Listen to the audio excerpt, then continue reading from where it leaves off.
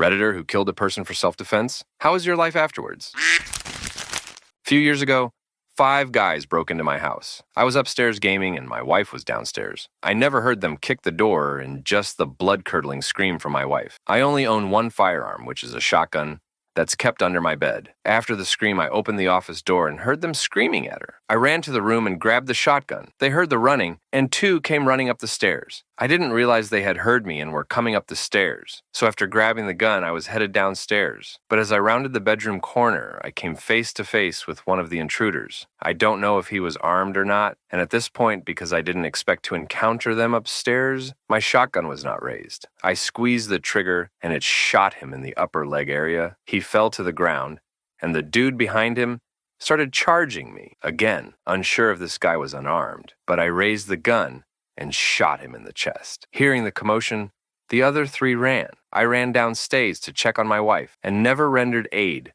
to the guy who was shot in the leg, and he bled to death before EMs got there. I have severe PTSD, and even on heavy meds, I have trouble sleeping at night. Everyone around me says I have changed, and I'm pretty sure I'm headed toward divorce. Seen psychiatrists and therapists with no success. Edit. I'm by no means a badass. I don't even know how I had the frame of mind to re-shuck the gun after the first shot when I raised it. I was shaking like a leaf, and did so for several hours afterwards. Story 2.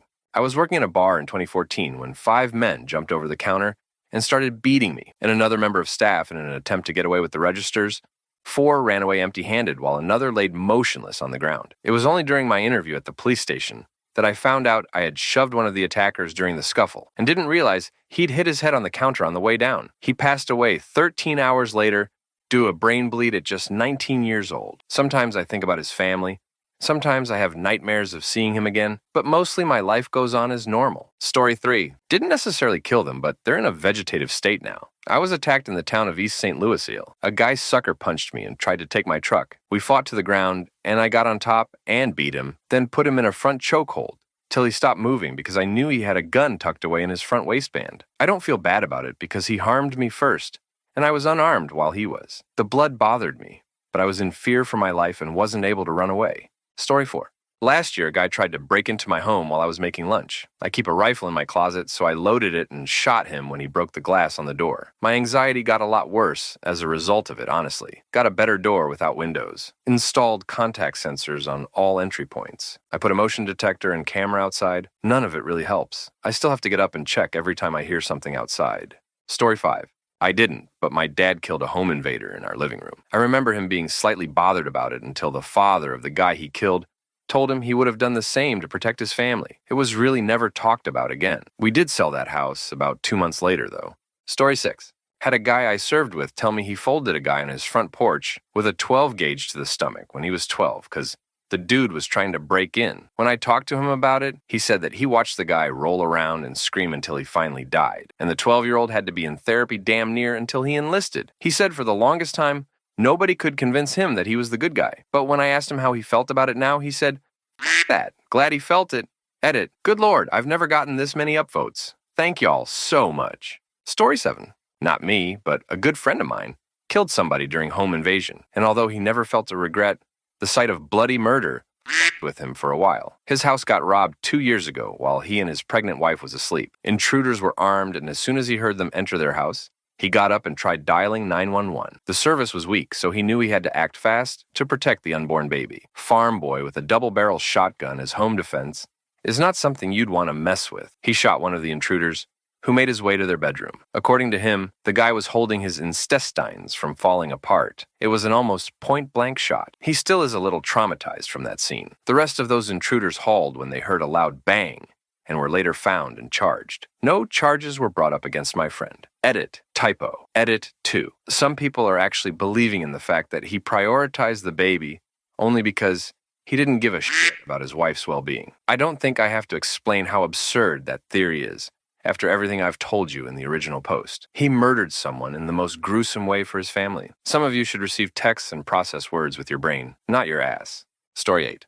My situation is sort of weird. I don't know if I killed the person or not. It's a 50-50. Struck his head with an iron bar more than once when I got the chance and ran away. I'm not even in that country now. My life remained the same. Nobody knows except one or two online friends. I just kept wondering if I killed someone or not. It used to eat me up, but now it doesn't anymore, and that bothers me. Story 9. Not me, but when I was a kid, my friend's dad killed a guy who broke into their house at night. According to my friend, the guy was threatening to shoot his family, but his dad realized the gun was not real, and they got into a fight that ended when his dad pushed the guy down the stairs, resulting on a broken neck. I can say his dad was in a very dark and bad place for a few years after that. He used to be a very smiling and happy person. Then he stopped greeting people in the streets, started to drink heavily, among other stuff. I can't say if it was due to the fact that he killed the guy, or if it was some sort of trauma, like realizing he was actually fighting for his and his family's lives. He's way better now after a couple of years and lots of therapy, I assume, but he went back to being his old self again. Story 10. Guy tried to kill me and some friends randomly with a SUV. Mistaken identity. He got my friend with the SUV and he was in the hospital for a few months but lived. About 2 weeks later, his friends found my apartment and at 3 a.m. came up my stairs. I had a Ring camera and wasn't asleep, so saw the motion detected alert and saw them. The front one had what looked like a gun, but he was in all black and it was pretty dark. When they got to my door, I had a big window next to it, and when he smashed the window, I pulled the trigger on a 16 gauge with target load. I don't think he died, to be honest, and they never caught them, but the two of them ran down the stairs and ran out of my complex. There was barely any blood at my porch, but there was a lot further down the street towards the exit, where it looks like they stopped running. It was from about 6-8 feet away through a glass window. So I really don't know how deadly birdshot is. Moved back to my home state shortly after. They caught the first guy who hit my friend with the SUV, and he pleaded to 12.5 years in the middle of the trial after the state's case had rested. I was a prosecutor for years after that, and I've never seen a case plead during trial, so that was very weird. Story 11. Not me, but a guy I graduated with. We graduated high school in the late 80s. A couple of years later, he was at a park where a lot of people used to gather to drink and cruise their cars. He got into an altercation with someone, but they were broken up and went their separate ways. The next weekend, they were both back, but the other guy brought his college football playing cousin. The cousin came at the guy I knew, and he put his hand behind his back and said, "I have a gun, don't come any closer." The cousin said, "I have a gun too," and kept coming at him. Dude pulled his gun and killed him. The guy got off on self-defense, but he was never the same. He became an alcoholic and died from heath issues because of it a few years ago. Story 12. I am a psychologist who works with populations that have frequently taken lives, including in self-defense. Inmates, law enforcement, military. One of the biggest things my clients run into is moral injury, the psychological, social, and spiritual impact of events involving betrayal or transgression of one's own deeply held moral beliefs and values. Contrary to popular belief, most of the people in those populations are not bloodthirsty killers. They are regular folks who were put into extreme situations, sometimes with training and sometimes without. Many of them grew up in households with strong values like "thou shalt not kill" or "all life is sacred." But suddenly, they've been put into a position where they had to kill. And even though it was a good kill and in self-defense, they still feel shame and guilt. While many of them are successful and make a recovery where they don't show traditional trauma symptoms, flashbacks, avoidance, hypervigilance, many still struggle with shame and guilt, with a belief that they are stained. It's an interesting part of these experiences, and there is a growing amount of research and treatment modalities. I've seen many folks make big improvements where they tap into approaches that involve resetting values or making adjustments to their spiritual beliefs if they have them. Story 13. Before my mom OD'd, she had a pimp named Ed. I was 13 and came downstairs to him beating the living crap out of her. We fought and ended up on the porch. I'm short and was shorter then, and he was a heavy-set but older guy when his back was facing the starts on the front porch. I gave him a shove and he was pretty much done. He passed away later, but I have no lasting feelings that I know of from it, especially since life was already so traumatic. Until then, I was pretty desensitized. Kicker is that my mom was so upset that she punched me in the throat and sent me to the hospital too. Story 14. When I was in the 7th grade, I got jumped and accidentally knocked the attacker out of a 3rd-story window, which was open at the time of the assault. He's not dead, but he wishes he was. He was into sports, but can't play them anymore because it royally messed up his spine and legs. He landed standing up. The school tried to expel me for fighting on campus, but I explained that I was attacked from behind and simply rolled them in a way that would get them off of me. And unfortunately, that direction was out a window. His parents tried to sue, but were given footage of the assault. Never bugged the guy a day in my life. I'm pretty sure he was dared to do it after finding out I wasn't into girls. Story 15. One of my friends was attacked in her home. She stabbed the guy repeatedly until he just stopped moving. Now she has windows that are nailed shut and 4 locks on her door. She is skittish in public, but if you go to her house, she is obviously terrified always. Any noise is a vitriolic reaction from her, and she refuses to ever open curtains or anything to let light in. It's really sad to see her like this, actually, because she used to be the host with the most, and now she hates being at home. Story 16. I'm pretty sure nobody got killed during this, but at least one person got some life-altering injuries. I stopped at a drive-up ATM in a rough part of town at 3 a.m., put in my card, poked the buttons, got a $20, and I noticed someone is standing in front of my vehicle pointing something at me. I also noticed someone working his way between the side of the truck and the ATM. When I saw him reach for the handle, I crammed the truck in gear and took off. It was a little 4-cylinder truck with maybe 90 horsepower, so the guy in front was able to get out of the way, but the person on the side got rolled between the side of the truck and the ATM and the bollards next to the ATM, left a piece of t-shirt on the hooks that were attached to the outside of the bed. It seemed like a poorly thought-out method of getting money from someone. They brought a gun to a truck fight. Story 17.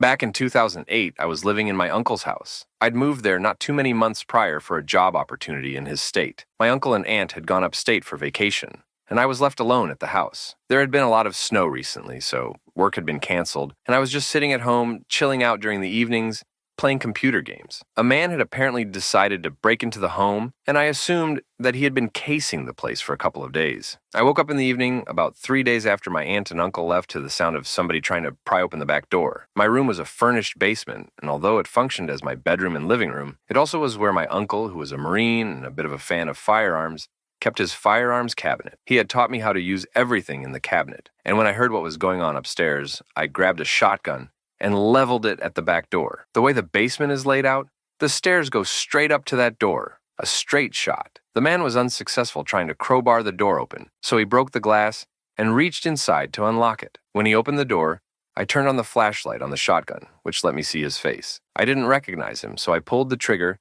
and he took the shot dead center to the chest. The phone was also by the back door, so after I walked up and saw him laying on the porch, and saw he was dying, I called the police, listened to him take his last breaths while I was on the line with the dispatcher. When the police got there, they searched his body and found he had a gun on him. And although it's been a long time from what I remember, the man had violent priors. If we're being honest here, I don't know that I will ever fully heal from that trauma. Although I've grown to accept what happened, and although I've accepted the fact that this was somebody who was armed, who was breaking into my home, and I had every right to defend myself, I can still vividly hear the last breaths, and I can still see the look in his eyes clear as day if I think about it. He knew he was dying. He bled out right there on the back porch in the snow. Today my life is better, again, because I've gone to a lot of therapy about it, and I've had some very wonderful people in my life who helped me kind of reconcile what happened. But it gives me a good understanding of what other people who have also taken life of another say, and that's that you never forget it. I sincerely hope I never have to do that again, because it f***ed me up for almost a decade before I got over it. I also hope those who are reading this response section, who've never had to be in that position, never find themselves in it. Story 18. Small edit. The TLDR is in the comments for those interested in what happened. The most disturbing thing about it is how easy it was. You'd think you'd freeze up or there's a mental barrier of sorts. But all that is just stupid movie nonsense. Things escalate. Your brain is wired to survival mode, and you do what you have to in order not to buy the farm. I like to think I'm a relatively normal, well-adjusted individual now, save for maybe ADHD and a case of former PTSD. It messed me up for a while, but most of the trauma was that I almost died. All of my nightmares and episodes of anxiety were solely about that singular fact, never about what I did personally. Story 19. Kid started a fight with me at a party, and I shot and killed him. After 15 years in prison, I am doing okay. Been home 13 years now, and I still appreciate the little things every single day. I might be a little institutionalized, but I manage. I'm also more remorseful today than when I was locked up. Story 20.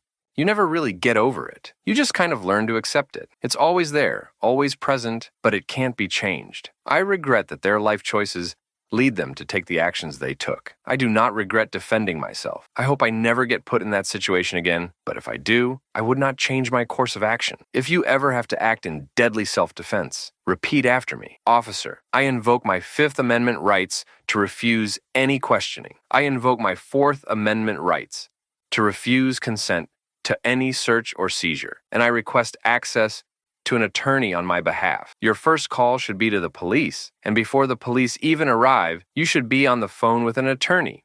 Story 21. My mother lived in a house with a few roommates. I was staying with her over the holidays. The homeowner's abusive ex broke into the house one evening, coked out of his fucking gourd. He's running from room to room, waving a .357 around, screaming that he's going to kill her. The police had been called, and they were outside, issuing commands to him over a loudspeaker. He had his ex on her knees with that gun to the back of her head. Her other roommates are in the living room where this is happening. My mother and I were in her room on the second floor. I grab her pistol, walk out to the landing, and take 2 shots. Both hit him in the head. That guy. I didn't feel bad and still don't. Story 22.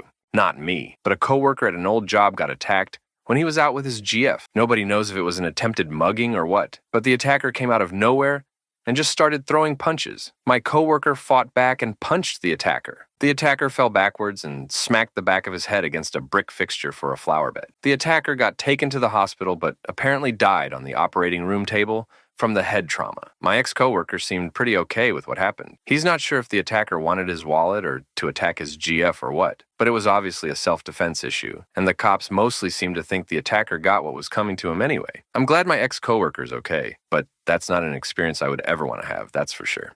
Story 23. I shot a man breaking into our home when I was very little, 6. He kicked in the door, and I thought I was going to be in trouble for letting him break in. The shotgun was by the bathroom door at the top of the stairs. I grabbed it and fired after yelling, "Stop!" I don't know if I gave him time to stop. I didn't aim well, injured myself, and sprayed him. My dad was there a second later and drugged me off. The cops showed up and I was taken to the hospital. I thought I killed him. They spoke to me briefly, but no one actually did anything. I didn't talk for days. I was very bruised and later found out I broke the stock of the gun. He survived but got an infection and lost part of his leg. He sued, but they threw the case out. I was very weird for a while, but I never think of it now. He was only hit by a few pellets, but as a kid, I thought all people who were shot died. My dad fixed the shotgun, and I currently have it in my house, locked up. I'm glad he survived and sorry it cost him his leg. He didn't realize that the business had an upstairs living area and thought he was just busting into a shop and not a home. He was in the throes of an addiction in the late 80s. So I don't think he was getting a lot of help. His injuries were actually very mild because the gun was loaded with homemade rat shots, but the ingredients were less than clean,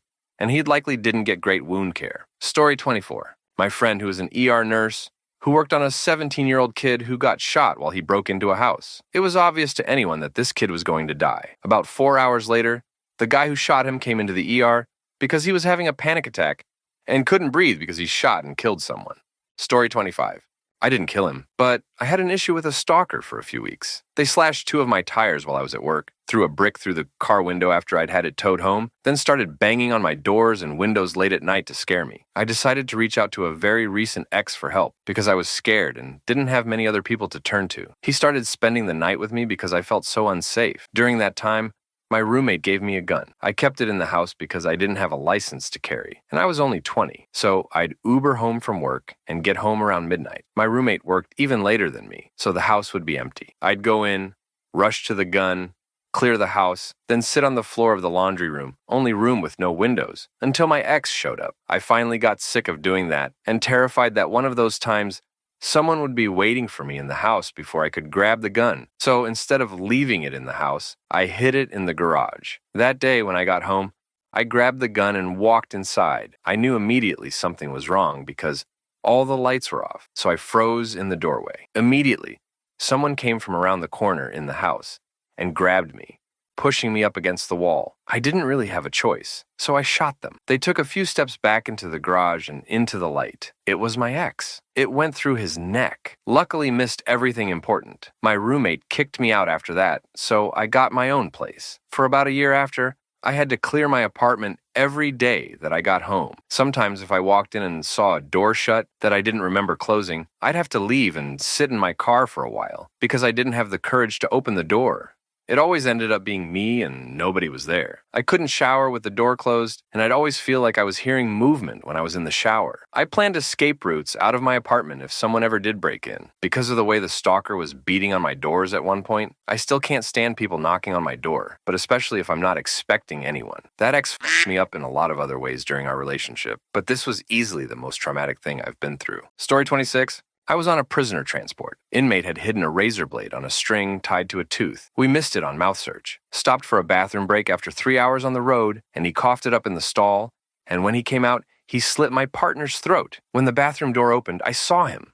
My bleeding partner on the floor and a gun pointed at me. We both fired. He hit me right in my vest. I hit him in his chest twice. I could not breathe. I crawled to my partner and held my hat over his neck till help arrived. We lived. He had a hell of a scar and spent 3 weeks in recovery. Lost about 40% of his blood. Never worked again due to lack of O2 to the brain. He's mostly fine, but a little slowed down. Inmate was killed instantly, 1 round in his aorta and another in his left ventricle. I see his face every day. I have no actual regrets, and there was no other option. Still, I see his face and wonder why. It's been 25 years in a few weeks. I never worked in law enforcement or security again. I get to watch my kids grow up, and they will never know the pain that made me the dad they have today. Story 27.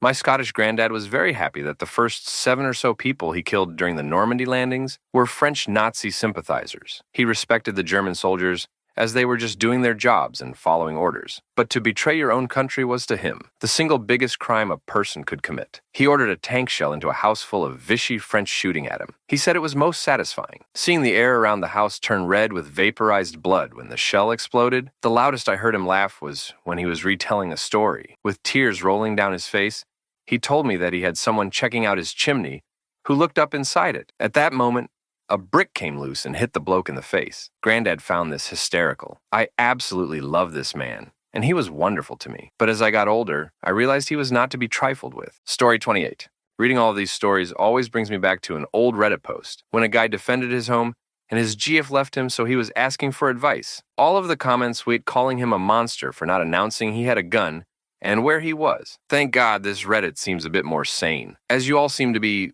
wonderful people who had to do something to protect your life and or property. And I hope YPU get any help. YPU desire. Story 29. It's likely no one would read this, but here it goes. Anyways, I didn't kill the offender, but rather innocent bystanders. Due to selfish self-preservation, my country was at war. I was a kid at school. Though I am a Muslim, it was a Catholic school, mainly because they were one of the top-rated schools in the area. A couple extremists threw grenades over the school fence. One of them landed right at my feet. I threw it back over the fence. It landed near a family of 3, a guy, his wife, and their newborn daughter. The grenade killed the baby and the wife, maimed the guy, both mentally and physically. If I could go back in time, I'd lay on the grenade rather than throw it. I traded 1 life for the price of 3, even though no life is worth more than another. Story 30. I was never told if I had killed the man or not. My dad worked a job that even if he was the nicest officer someone met, which some have told me he was, because of its nature, he could make enemies of the people incarcerated, their family or friends. I was 7, and he was working night shift, and I would always sleep on the couch, so I could be the first person to talk to him when he got home. He didn't come home till 7 a.m., and at about 2 a.m. on one night, all of a sudden, I see flashlights pointed in the windows of the living room. I heard the screen door open, and then heard someone trying to bust down the front door. My dad had taught me how to use a weapon young just in case, and I knew where the closest one was hidden, so I made sure to quickly get it while waiting for the person to finally just bust the door down, which they then did. I did what I had to do to protect my family and my mind since everyone was asleep but me. My mom, when she heard the shot, called 911 and came looking for me. My dad switched to working the day shift after that. I don't feel bad because I don't know what the man would have done, but I also still don't sleep at night. If I hear a loud bang, I react much more differently than others. And I've made my peace with the fact it was either 7-year-old me plus 3 family members. He could have hurt versus someone who still haunts my dreams, because while he wore a mask, I do remember he was tall, stocky, and had a baseball bat that he swung at the air because he wasn't expecting a hiding child to outsmart him. I'm not sure. Story 31. My grandfather saved his squad in the Pacific Y. All I know is that a grenade came into their bunker and he threw it back out right at the Japanese attacking them. He refused to talk about it to anyone ever, denied he is a hero whenever mentioned, hid his Purple Heart, and became much more stoic in general. I heard secondhand from a relative once that flying body parts were involved. Story 32. The courts spent more time trying to get over it than I did. It sucked. I can remember the face and the guy's name, where he was from, etc. But it's not a regret. I spent nearly 20 minutes rendering aid, trying to save him before medics arrived and took over. My life was in danger over a pickup truck and the loose change in my pocket. This guy made the decision that night that my property was worth more than a human life. He just wasn't aware of which life it would cost him. I mourned for his family and the loss of another human, but I'd absolutely pull the trigger again given the same scenario. Story 33. My older sister saw a girl, 16, 20, we aren't sure, getting harassed and attacked by her assumed boyfriend. My sister was concealed carrying at the time, and she pulled her weapon and shot 3 rounds, 2 in his chest and 1 in his head, after seeing he had a gun at the girl's back and was being extremely violent. Keep in mind, he was attempting to take her against her will and had a gun at her back. Later, we found out that he was a child predator with an history of rape and was really abducting her. She had PTSD but got help, and the judge and jury gave her no time or punishment. Story 34. Back in the early 2000s, I worked for a lawn company that did door-to-door sales. On an early Saturday morning, I got to my first stop and started canvassing the neighborhood. After knocking on a few doors without any luck, I was ready to pack up and leave when I heard a commotion next door. It sounded like people throwing glass and heavy objects across the room, while a woman was screaming bloody murder. I ran over, knocked on the door, and didn't get a response. Everything just kind of stopped. It was the weirdest feeling of dread and curiosity I'd ever felt. I went around the back side of the house to check the back door and found it hanging halfway open. As I opened the door to call for someone to answer, a man came running out, shoving me onto the ground, and proceeded to run through the backyard. I heard a woman start to scream again, "Help, he's going to rape me!" So I quickly ran into the back door and found another man holding down the woman. He had removed her bottoms and underwear and was about to do the same when I entered. He threw the woman down and charged at me. That's when I grabbed my pocket knife and plunged it deep into his gut. He fell on top of me, screaming in Spanish. I shoved him off of me and told the woman to call 911. The man was lying there bleeding out all over the carpet and cursing at me in Spanish. I told him to not move and grabbed a towel to help stop the blood flow. The cops and paramedics didn't get there for what seemed like an eternity. The whole time, this woman was on the couch in the living room, crying uncontrollably, while this guy I just stabbed laid on the floor, bleeding. I was so nervous he was going to try to get up and do something else, but fortunately, he never did. The cops and paramedics showed up, took control of the scene, and took my statement. I found out later that the guy I stabbed was wanted on several rape and burglary charges. His accomplice, the guy that shoved me, was arrested a couple days later. Apparently, he was also wanted on burglary charges. So, long story short, no, I don't feel bad for what I did. I helped stop a crime and put away 2 bad people. Story 35. Reading all of this really makes me wonder how in the living hell can anyone think it's worth breaking into somebody's house? What could possibly be in anyone's house to make it worth the slightest of risk to get shot, gunned in the stomach? I didn't grow up, go to school, work my ass off to go through life just to end up dead with my innards, decorating some stranger's living room with barely $200 worth of jewelry in my hands. What a pathetic, pitiful way to end your life. Sometimes I hope there's an afterlife just so I know these absolute losers are spending eternity feeling nothing but shame. Story 36. About a decade ago, when I lived in the Bay Area, I was walking home from work one late night when it happened. I'm a man, and I always carry a pocket knife just in case. I never really thought I'd have to use it, but when a man attacked me that night attempting to mug me, I just reacted. He came over me from behind, and before I knew what was happening, I grabbed my knife from my back pocket. I started blindly swinging, hoping he'd get off me and back up. Instead, he just kept coming after me. I stabbed as many non-fatal spots as I could. The arms, legs, chest, parts of his back. After what felt like the longest 3 minutes of my life, he started to slow down and eventually tried leaving. As I was covered in both our blood, I saw him fall to the ground. I called the police and I informed them of what happened. I even cooperated and turned myself in. They told me the man didn't die until he got in the ambulance. The repeated stabbing caused him to bleed out. Because I cooperated, I ended up getting a minimum sentence for manslaughter, but I feel like I missed out on so much of my life trying to fight for it. I left my girlfriend because I didn't want her to wait up on me, and I could tell she saw me differently. Nobody really holds the situation against me, but I very often think about how that could have been different. Maybe I could have taken a different route. I never wanted to take the man's life. I don't have as many nightmares as before, but I still often think about the situation. A part of me really hasn't forgiven myself, and I don't think I ever will. I hope this story helps someone. Taking a life is a serious ordeal, and I don't think death should be taken as lightly as it is sometimes. Story 37. I did not kill anyone, but my inaction allowed 2 kids to get killed. I was a UN peacekeeper in Bosnia in 1993. Though we were there to protect civilians, we were under absolute strict orders to not intervene in any way. Kind of cancels out the protect thing. We were patrolling a Sarajevo neighborhood that had been especially chewed up in the shelling and urban warfare. Some kids were playing football in a lot on the side of a building. There were 4 or 5. It's been 30 years. Some deets are gone or repressed. Shots rang out and the kids scattered. 2 headed for our armored vehicle, which took a few hits. We could not let them in. Our mandate dictated strict neutrality. They cowered against the vehicle, but the volley of gunfire eventually caught them. We learned later, after reports filed and our debriefing, that they were brothers, 10 and 13, who lost their parents to snipers and shelling. Through various channels, I was able to meet with an imam, who told me their names and where they were buried. My comrade in arms killed himself on his family's Ontario farm 6 months after being rotated out. I still visit Sarajevo regularly, as tome and finances allow it, to find and visit their graves, which have been moved since after the war. Story 38. 1999, I was 16. Stepdad said if I don't like the rules of the house, then I can leave. So I left. Stupid teenager, thinking he knows everything. Walked around the city for a while and ended up under the train trestle next to the river. Was rolling a J, and out of nowhere, some homeless dude I didn't see walks up to me and asks me if I like to fool around while grabbing my dick. Dropped my bud and the Dutch and punched the shit out of him. He fell back and smacked his head on a big-ass rock. It was the most disgusting sound I've ever heard in my life. I ran full speed for at least 5 minutes straight, stopped at a payphone to call a friend. He was home, so I ran to his house. I never heard or read anything about a body being found. So I don't think I killed the guy, but that f***ed me up. I know I wasn't wrong. He molested me, but I still hear that sound of his head impacting the rock, and it makes me queasy. My second older brother found me at my friend's house that night. I told him what happened on the way home. He took me back home and told the oldest what was going on. The oldest was completely unhinged at the time, in and out of jail. No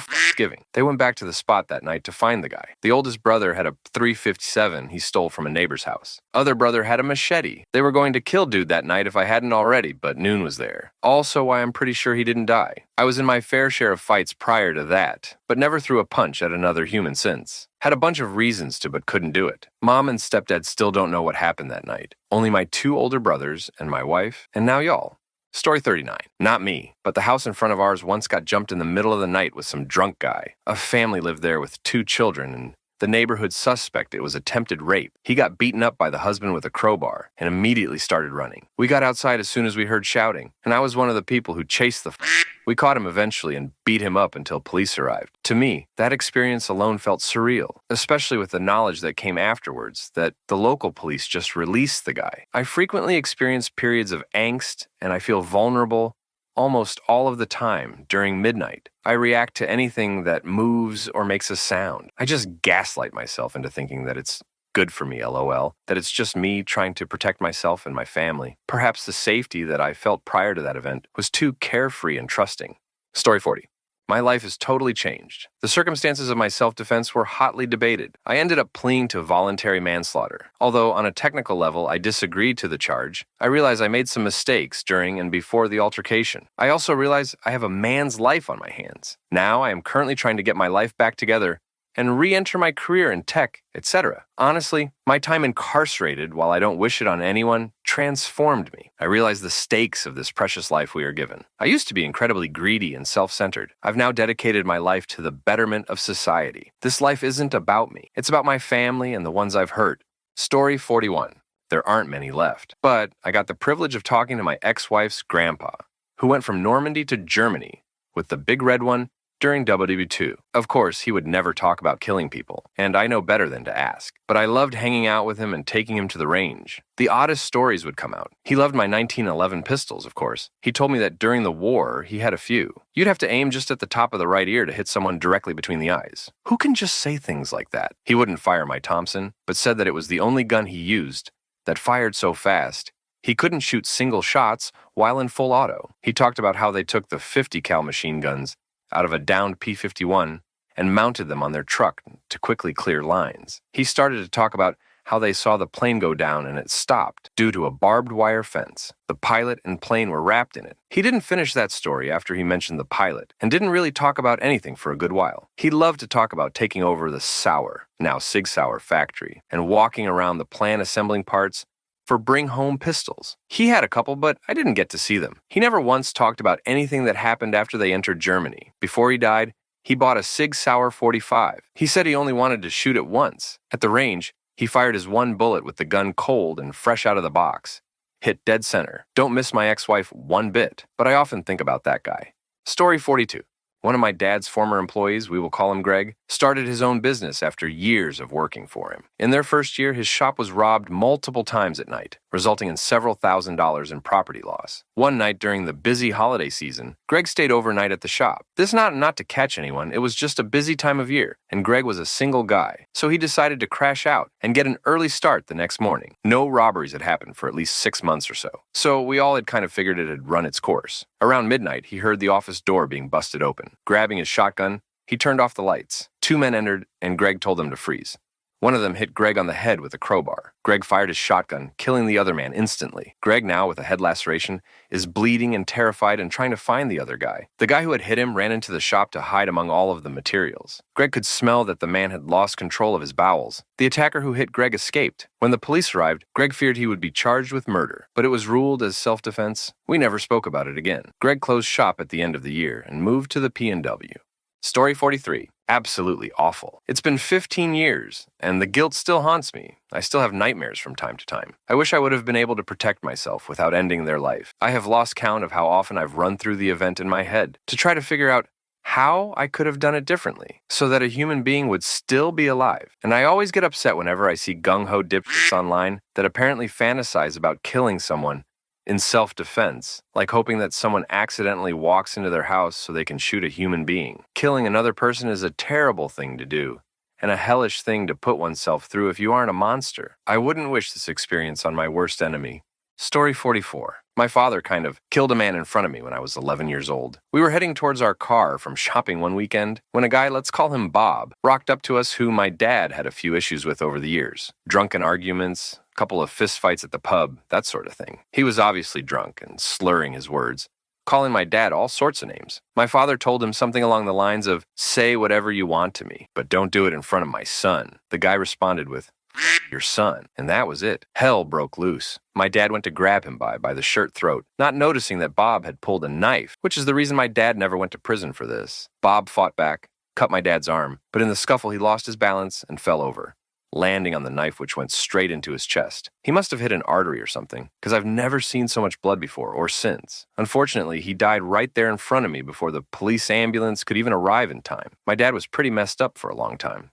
Turned to drink. He's now thankfully doing better, but I have to remind him at least once every few months that it wasn't his fault and he was just protecting me. Even though it was proven it was self-defense and that Bob had brought the weapon, we had to move, as rumors spread throughout the town. We lived in that my father was a murderer. I got bullied quite a bit for that too in school. Story 45. It happened in 05 or 06, but it was during an attempted robbery while I was walking to the store one night. Had seen the guy when I was headed there, and he pulled what was found to be a BB gun on me, and I shot him twice. I've gone through therapy for it and had some anxiety issues.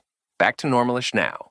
Story 46. All of these comments should be a warning to people with that "I wish a MF would" mentality. Killing another human being is nothing to be taken remotely lightly. This isn't a video game. Same goes for people wishing for open conflict and war. Your guns will not save you from the toll it takes on you mentally. When you see a body blown apart in front of you, or when you canoe a human being's head out of defense, it's all hell. Humans aren't meant to do that to each other, yet we keep finding ways and reasons to do so.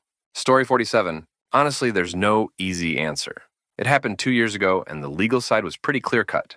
Self-defense. But that doesn't mean it's over. I still see his face sometimes, in crowds, in my dreams. Therapy has been a lifeline, helping me process the trauma and guilt. I've found a support group for people in similar situations, and that's been incredibly helpful too. My family and friends have been amazing, but I know it's been hard on them too. I try to be strong for them, but some days it's all I can do to get out of bed. I've thrown myself into work and volunteering, trying to find some meaning in the chaos. I'm not the same person I was before. I'm more cautious, maybe a bit more jaded, but I'm also more aware of how precious life is. I try to appreciate every moment, to live fully. There's still a long road ahead, but I'm determined to find a way forward.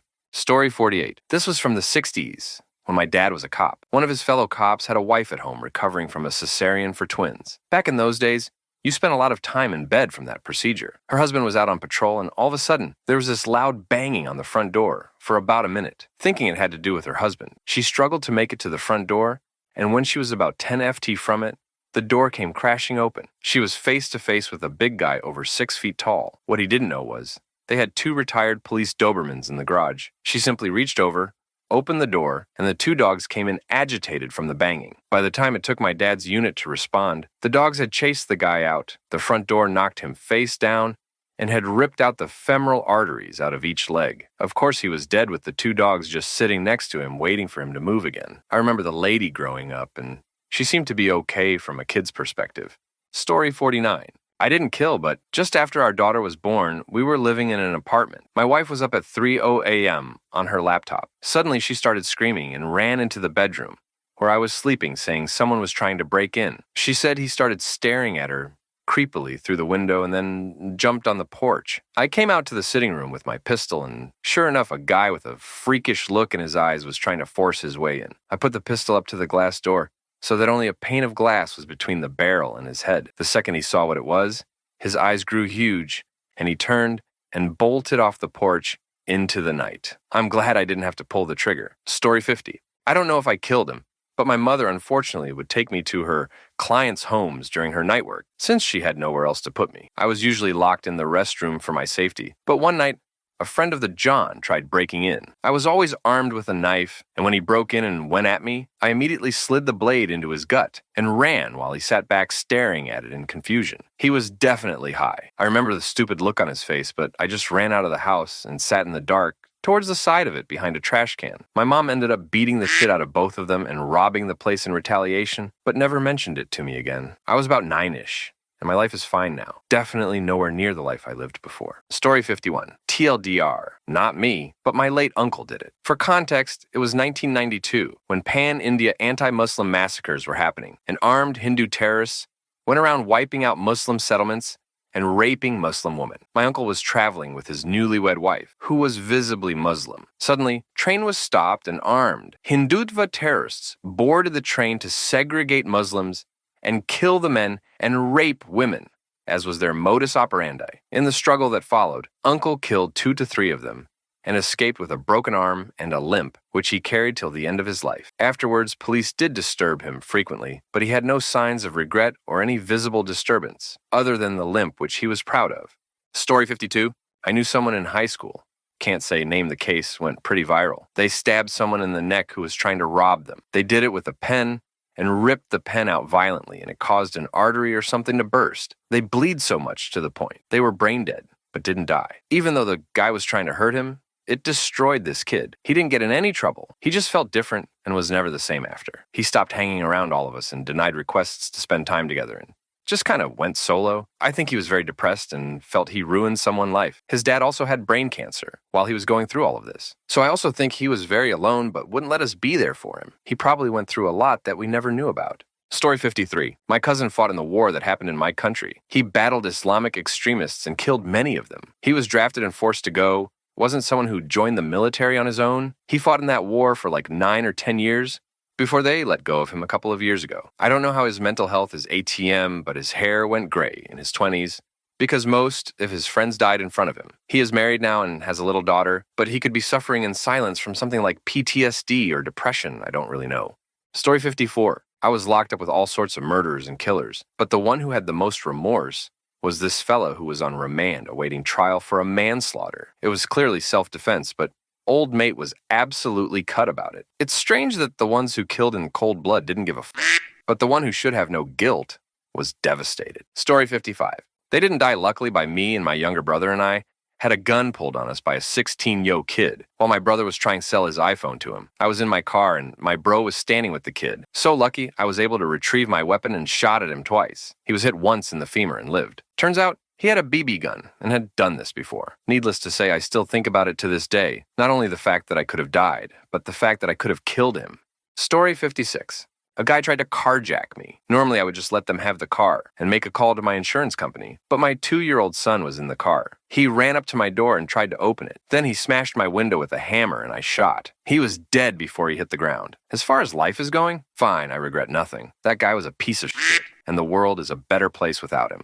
Story 57. I was waiting for the bus in the middle of the night after a long study session, and a homeless man came up to me and demanded that I give him my wallet, which I did. And when I was backing away, he stabbed me in my stomach. Adrenaline is a hell of a drug because I didn't feel any pain in that moment. So I kicked him in the balls as hard as I could, and then I grabbed the knife and stabbed him in his neck. I still see him struggle as he bled out. Story 58. I was assaulted by a guy with a knife. I pushed him over and the knife went out of his hand, but he landed on it. The sound that followed made me puke in horror. I called an ambulance and was brought away for questioning. A few days later, I get informed by the police that the guy would not walk again. I live every day in fear. Story 59. Friend of mine stabbed an intruder who bled out and died. The friend was up on murder charges for several years before being cleared on self-defense grounds, which have historically been very hard to prove in Serbia. If you've killed someone, the prosecutor's likely to bring charges. As a matter of course, it may seem crazy, but that's how it is. It was a rough time for him. Story 60. I've told the story in Reddit before. Tell Dr. Guy was on dust, broke into the wrong apt. Armed with a knife, charged me. I shot him twice in the chest. Coroner said the first wound was fatal, in maybe a minute. Second shot exploded his heart. I have the occasional bad dream, not nightmare. The smell, though, I will not forget it. Piss, blood, whatever that foul crap he had for dinner. 357 mag, 135. Gryan JHP from about 3 feet, but after 45 years, I'm pretty much over it. Pretty much.